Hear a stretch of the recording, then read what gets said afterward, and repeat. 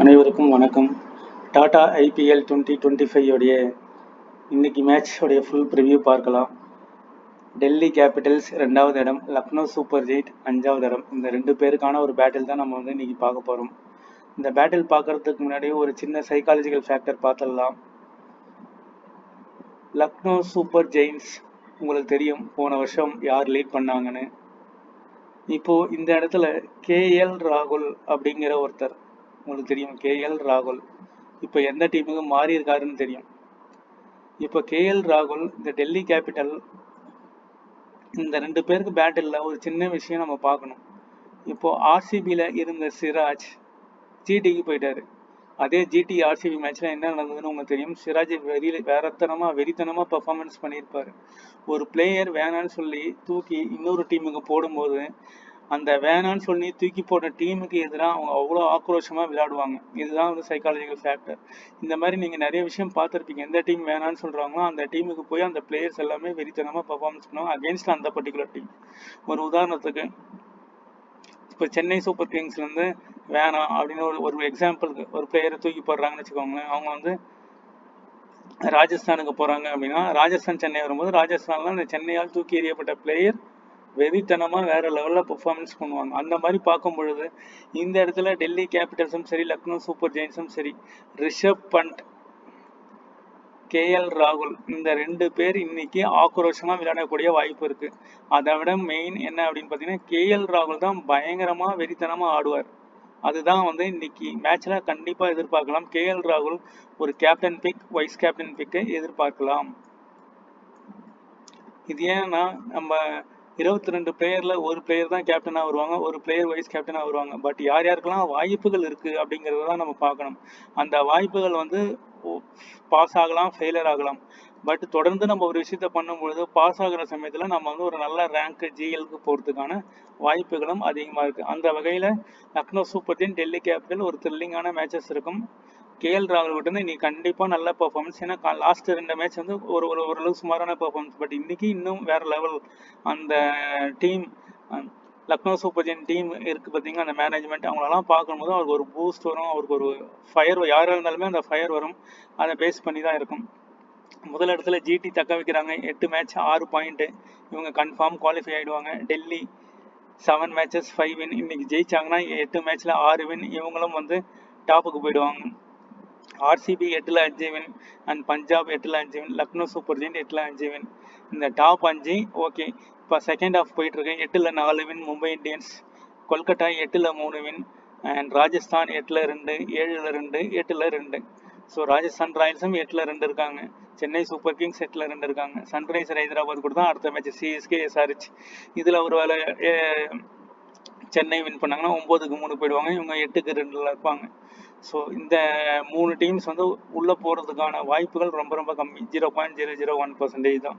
But இந்த டாப்ல இருக்கிற இந்த 6 டீம்ல 4 டீம் உள்ள போறதுக்கான வாய்ப்பு அதிகமா இருக்கு.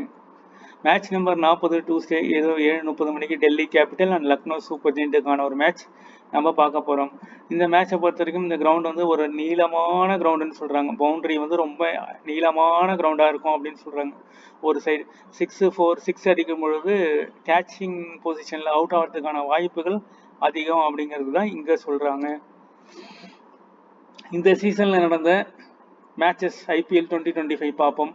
ஃபர்ஸ்ட் லக்னோ சூப்பர் ஜெயிண்ட்டை பார்க்கலாம். லக்னோ சூப்பர் ஜெயிண்ட் அவங்களுடைய ஹோம் கிரவுண்ட். 166 7 விக்கெட். 166 7 விக்கெட் தான் பர்ஃபார்மன்ஸ் பண்ணியிருக்காங்க. 166 ரன். அடுத்தது 186 ரன் அடிச்சிருக்காங்க லக்னோ சூப்பர் ஜெயிண்ட். 4 விக்கெட் இழப்பு இருக்கு. அடுத்தது 203 அடிச்சிருக்காங்க. அடுத்தது 171 அடிச்சிருக்காங்க. இதுல இந்த 186 4 இருக்கு பாத்தீங்கன்னா, இது டே மேட்ச் 3:30 மணிக்கு நடந்த மேட்ச். இதை விட்டுருவோம். இப்போ 166க்கு 7, 203க்கு 8, 171க்கு 7. இதுல ஒரு ஒற்றுமை என்ன அப்படின்னு பாத்தீங்கன்னா, எல்லா மேட்சஸ்லயுமே லக்னோ சூப்பர் ஜெயிண்ட் 7 விக்கெட் விட்டுருக்காங்க. இங்க 8 விக்கெட், ஆக மொத்தம் 7 விக்கெட். இங்கேயும் 7 விக்கெட் விட்டுருக்காங்க. இதே கிரவுண்ட்ல தான் இன்னைக்கு மேட்ச் நடக்க போகுது. லக்னோ சூப்பர் ஜெயிண்ட் 7 விக்கெட் விட்டுருக்காங்க. எந்தெந்த team? Chennai super Kings, Mumbai Indians and Punjab Kings. அப்போது ஆப்போனண்ட்டுடைய டெல்லி கேபிட்டல், அப்போ டெல்லி கேபிட்டல் பவுலர்ஸை நம்ம ஃபோக்கஸ் பண்ணணும். ஏன்னா விக்கெட் 7 விக்கெட் விழுது, 7லேருந்து 8 விக்கெட் விழுது. டிசி பவுலர்ஸை நம்ம ஃபோக்கஸ் பண்ண வேண்டியது இருக்கும். அப்போ டிசி பவுலர்ஸ்லேருந்து நம்ம முக்கியமான பவுலர்ஸை நம்ம எடுக்கணும். அதே மாதிரி ஆப்போனண்ட்டை பார்ப்போம். சென்னை சூப்பர் கிங்ஸ் 5 விக்கெட் விட்டுருக்காங்க, மும்பை இந்தியன்ஸ் 5 விக்கெட் விட்டுருக்காங்க, பஞ்சாப் கிங்ஸ் 2 விக்கெட் விட்டுருக்காங்க.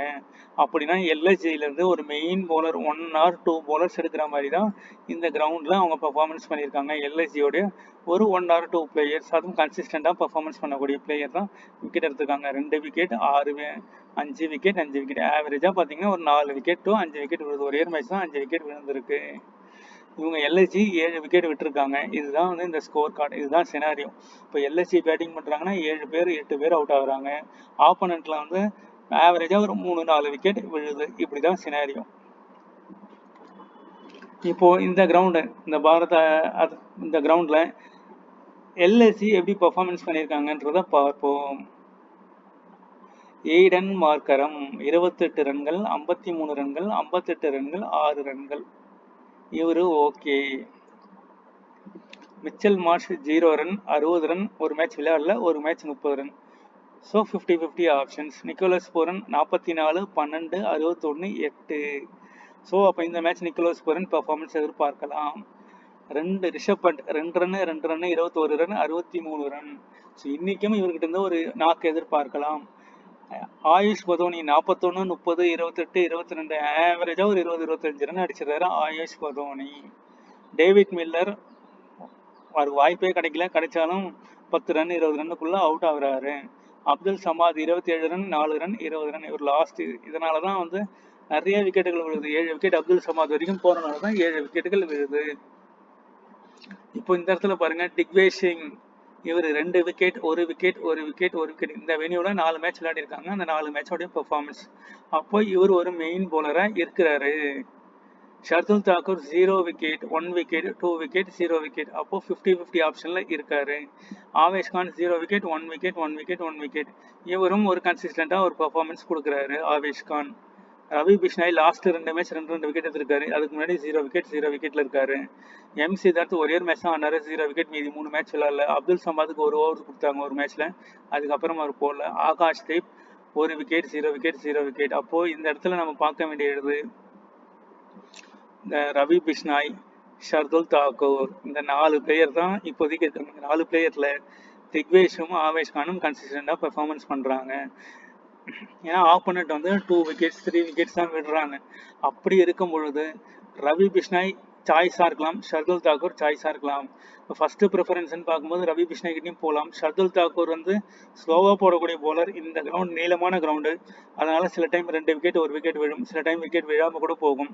ஆக மொத்தம் சாய்ஸ் இஸ் ரவி பிஷ்னாய், ஷர்துல் தாக்கூர். ஆனால் டிக்வேஷும் ஆவேஷ் கானும் டிஃபால்ட்டாக இருப்பாங்க. ஒரு மேட்ச் ஆவேஷ் கானை ட்ரா பண்ணிட்டு ரவி பிஷ்னாயா இல்லை ஷர்துல் தாக்கூரா டிஃபரன்ஷியலாக ட்ரை பண்ணி பார்க்கலாம். இப்போ கீப்பர் ஸ்லாட்டை பொறுத்த வரைக்கும் கேஎல் ராகுல் 91, பூரன் 93, அபிஷேக் போரல் 59, ரிஷப் பண்ட் 31. இவங்கெல்லாம் percentage. Mitchell Marsh 90, Tristan Stubbs 70, Ayush Badoni 35, David Miller 13, Ashutosh Sharma 15, Abdul Samad 6%, Karun Nair 47%, Fraser மேகருக்கு விளையாடல, பட் விளையாடுனாருன்னா பாருங்க 3%. எய்டன் மார்க்கரம் 93, அக்சர் பட்டேல் 91, விபிம் Nigam 34, Mitchell Starc 72, Kuldeep Yadav 79, Ravi Bishnoi 39, Shardul Thakur 58, Avesh Khan 32, M Kumar 9, டிக்வேஷ் 21 and மோகி Sharma 4. இதுதான் பர்சன்டேஜ்.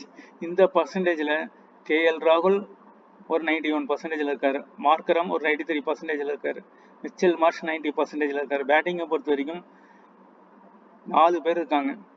கேஎல் ராகுல், பூரன், மார்க்கரம், மிச்சல் மார்ஷ். இந்த 4 பிளேயர்ல இருந்து ஒரு player minimum, 2 player maximum draw பண்ணலாம். ஆனால் 3 பிளேயர் வர்றதுக்கான வாய்ப்புகள் இருக்கு. இந்த தாண்டி Tristan Stubbs 70, Mitchell Starc 70, Kuldeep Yadav 70. இந்த 70 சீரீஸ்ல பார்த்தீங்கன்னா 3 பேர் இருக்காங்க. இந்த 3 பிளேயர்லேருந்து 2 பிளேயர் வரணும், ஒரு பிளேயரை ட்ரா பண்ணணும். அது யாருன்றதை பாருங்க. அதே மாதிரி 30 சீரீஸ்ல பாருங்க, ரிஷப் பண்ட், ஆயுஷ் பதோனி, விபிம் நிகிம், ரவி பிஷ்னாய், ஆவேஷ் கான் 5 பேர் இருக்காங்க. இந்த 5 பிளேயர்ல 3 பிளேயர் வரணும். அந்த 3 பிளேயர்ல வந்து இன்னைக்கு கன்ஃபார்மா ரிஷப் பண்ட்டை கொண்டு போகலாம். ஏன்னா அவருக்கு ஆப்போசிட்டா போன வருஷம் எந்த டீம் ஆனாரோ அதுக்கு அகேன்ஸ்டா இப்போ விளையாட போறாரு. ஸோ ரிஷப் பண்ட் அண்ட் ரவி பிஷ்னாயும் கொண்டு போகலாம். மீதி எல்லாமே லோ பிக் பார்த்தீங்கன்னா அப்துல் சமாத், டேவிட் மில்லர், ஜேசப் ரெக்மெர்க், எம் குமார். இந்த 4 பிளேயர் வந்து ரொம்ப லீஸ்ட் பர்சன்டேஜா இருக்காங்க. இந்த லீஸ்ட் பர்சன்டேஜ்ல இந்த அஷ்டோஷ் சர்மாவை கொண்டு போகலாம். ஆயுஷ் பதோனி அவரே கொண்டு போகலாம். ஆவேஷ் கானை கொண்டு போகலாம். விபின் நிகிமே கொண்டு போகலாம். இந்த 4 பிளேயருமே லோ பர்சன்டேஜை கொண்டு போகலாம். இப்போ 90%ல 2 to 3 பிளேயர்ஸ், 70%ல 2 to 3 பிளேயர்ஸ், 50%ல 3 பிளேயர்ஸ், லோ பிக்ல ஒரு 3 பிளேயர்ஸ், மீதி 70, 60 இந்த ரேஞ்சில் இருக்கக்கூடிய ஒரு 2 பிளேயர், டோட்டலாக ஒரு 11 பிளேயர்ஸ் வந்து நம்ம கொண்டு போகலாம். ஸ்கோரிங் பேட்டர்னை பொறுத்த வரைக்கும் பிலோ 150 5 முறை, 150 into 116 4 முறை, 170 to 118 2 முறை, above 190 5 இன்னிங்ஸ் நடந்திருக்கு. ஹை ஸ்கோரிங் மெனியாவும் இருந்திருக்கு. டோட்டலாக பேட்டிங் ஃபர்ஸ்ட் பேட்டிங் செகண்ட் ரெண்டுமே வந்து ஈக்குவலாக வின் பண்ணியிருக்காங்க. ஆவரேஜான ஸ்கோர் 165, ஹையஸ்ட் ஸ்கோர் 235. ஃபாஸ்ட்டுக்கு நல்லா சப்போர்ட் பண்ணக்கூடிய பிச். அதனால தான் ஷர்துல் தாக்கர் ஆவேஷ்கான ரெஸ்கியாக நம்ம வந்து கொண்டு போகலாம். Lowest score 108. இங்கே வந்து 2024 ஒரு கிளான்ஸ் பார்த்துடலாம். Score card glance. இந்த ஸ்கோர் கார்டு கிளான்ஸில் பாருங்கள் 180க்கு 2 எல்எஸ்ஜி, 145க்கு 6, 137க்கு ஆல் அவுட்டு, 196க்கு 5. ஒரு ஆவரேஜான மிக்சர். இங்கே வந்து 3 விக்கெட். இங்கே வந்து எங்கெங்கெல்லாம் விக்கெட் கம்மின்னு பாருங்கள். 3 விக்கெட், இங்கே வந்து 2 விக்கெட், இங்கே வந்து 6 விக்கெட், இங்கே வந்து 6 விக்கெட். ஸோ ஆவரேஜாக ஒரு 6 விக்கெட் விழுது, ஆவரேஜாக 3 விக்கெட் விழுது. டோட்டலாக 8 விக்கெட்டில் 6 மேட்ச் ஈக்குவலாகவே வின் பண்ணியிருக்காங்க லக்னோ அண்ட் டெல்லி. நம்ம ஸ்கோர் பார்த்துட்டோம், யார் யாரெல்லாம் எந்தெந்த இடத்துல வராங்கன்னு. ஆயுஷ் பதோனி ஒரு இம்பார்ட்டண்ட்டாக இருப்பார். ரிஷப் பண்ட் இன்னைக்கு ரொம்ப இம்பார்ட்டண்ட்டாக இருப்பார். நிக்கோலஸ் புரன் 2 மேட்ச் சரியாக விளையாடல, இவருமே இம்பார்ட்டண்ட்டாக இருப்பார். அதேமாதிரி போலிங் அப்படின்னு எடுத்திங்கன்னா ஆவேஷ் கான் மெயினாக இருப்பார். ரவி பிஷ்னாயை கொண்டு போகலாம். இந்த ஆகாஷ் தீப்லாம் வந்து சரியாக விளையாடல. டெல்லி கேபிட்டல்ஸ் பொறுத்த வரைக்கும் கேஎல் ராகுல் மோஸ்ட் இம்பார்ட்டன்ட். கேப்டனாக ட்ரை பண்ணலாம். அவர் அந்த போன வருஷம் நம்ம பார்த்துருப்பீங்க, அவர் மேனேஜ்மெண்ட் அவர் ரொம்ப ஃபைட்டிங் நடந்திருக்கும். இன்னைக்கு இந்த மேட்ச்லாம் நான் நல்லா விளையாடுவேன் அப்படின்றத வெறித்தனமாக காட்டுவார் அபிஷேக், கேஎல் ராகுல். அந்த ஃபேஃபும் விளையாடல, ஃப்ரேசர் மேக்கருக்கும் விளையாடல. அதுக்கு அடுத்தது பார்த்தீங்கன்னா அபிஷேக் போரல் இன்னிங்ஸ் ஓப்பன் பண்ணுறாரு.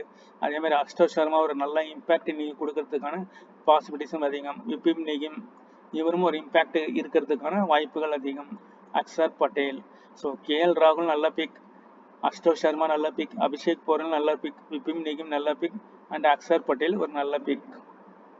மிச்சல் ஸ்டார்க் அண்ட் கேஎல் ராகுல், Digvesh Singh, Aiden Markram, Nicholas Pooran. Captain வந்து கேஎல் ராகுல், வைஸ் கேப்டன் வந்து ரிஷப் பண்ட். இந்த காம்பினேஷன்ஸ்ல ஒரே ஒரு டீமாவது ட்ரை பண்ணுங்க, மீதி வந்து உங்களுடைய ஓன் டீம்ஸை கிரியேட் பண்ணுங்க. தேங்க்யூ ஃபார் வாட்சிங்.